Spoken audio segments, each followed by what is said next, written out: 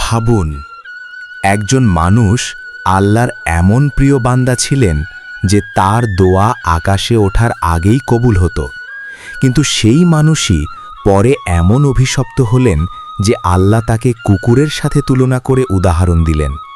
কেন এমন হলো? কিভাবে একজন আল্লাহর অলি থেকে ধ্বংসপ্রাপ্ত মানুষে পরিণত হলো? আজ আমরা জানব সেই ভয়ঙ্কর ঘটনা, বালাম বাউরার কাহিনী। ভিডিওটি শেষ পর্যন্ত দেখুন, কারণ এতে আছে এমন শিক্ষা যা আপনার ঈমান কাঁপিয়ে দেবে। পরিচয় ও মর্যাদা। বালাম বাউরা ছিলেন সেই যুগের একজন বিশিষ্ট আলেম ও ইবাদতকারী।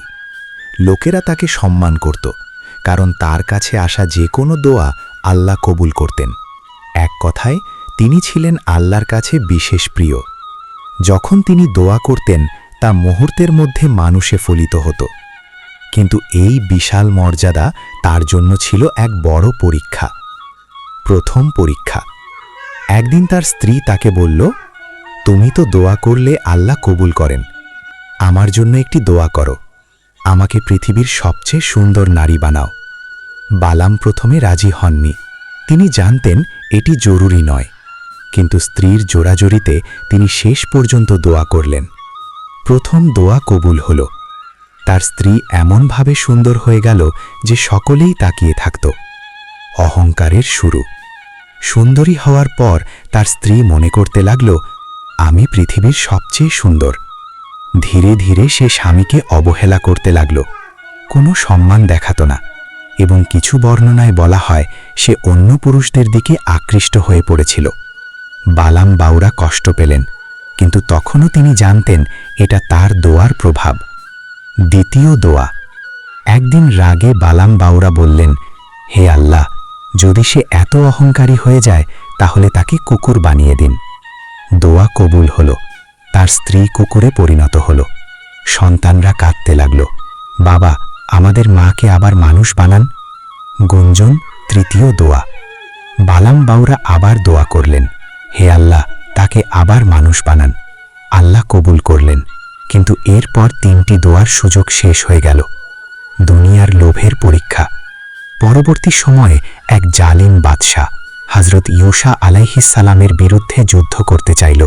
সে জানত যদি বালাম বাউরা তার বিরুদ্ধে দোয়া করেন তারা জয়ী হবে, তাই সে বালামকে বিপুল ধন সম্পদ, সোনা রূপা, ক্ষমতা প্রলোভন দেখাল।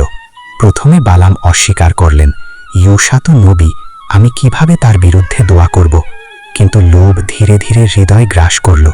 ভয়ঙ্কর মুহূর্ত। বালাম পাহাড়ে গিয়ে দোয়া করতে চাইলেন, কিন্তু তার জিহ্বা উল্টো কথা বলল। সে শত্রুর জন্য দোয়া করতে চাইছিল, কিন্তু তার মুখ থেকে বের হল ইউসা আলাইহিস সালামের বিজয়ের দোয়া। লোকেরা হতবাক, বালাম নিজেও হতবাক। তিনি বুঝলেন আল্লাহ তাকে শিক্ষা দিচ্ছেন। কুরআনের উদাহরণ। কুরআনে বলা হয়েছে, যে ব্যক্তি আল্লাহর জ্ঞান জানলেও তা ছেড়ে দেয় তার উদাহরণ হলো কুকুরের মতো। কুকুরকে তাড়ালেও হাঁপায়, ছেড়েও হাঁপায়। এটি মানুষের জন্য এক ভয়ঙ্কর সতর্কবার্তা। শেষ পরিণতি। বালাম বাউরা তার মর্যাদা হারালেন। তাকে আর আল্লাহর কাছে বিশেষ প্রিয় বানানো হলো না। তার জ্ঞান, ইবাদত সবই তাকে রক্ষা করতে পারল না, কারণ তার হৃদয় লোভে গ্রাস হয়েছিল। সুতরাং জ্ঞান থাকলেই হবে না, হৃদয়ও পরিশুদ্ধ থাকতে হবে। দুনিয়ার লোভ মানুষকে ধ্বংস করে। আল্লাহর নেয়ামত পেয়ে অহংকার করা বিপজ্জনক। আল্লাহ মুহূর্তে মর্যাদা কেড়ে নিতে পারেন। বন্ধুরা, পরিশেষে বলবো, বালাম বাউরার কাহিনী শুধু একটি গল্প নয়, এটি একটি ভয়ঙ্কর সতর্কবার্তা। আমরা যেন কখনো জ্ঞান পেয়ে হেদায়েত ছেড়ে না দিই, লোভ ও অহংকারে না পড়ি। আল্লাহ আমাদের সবাইকে সঠিক পথে রাখুন।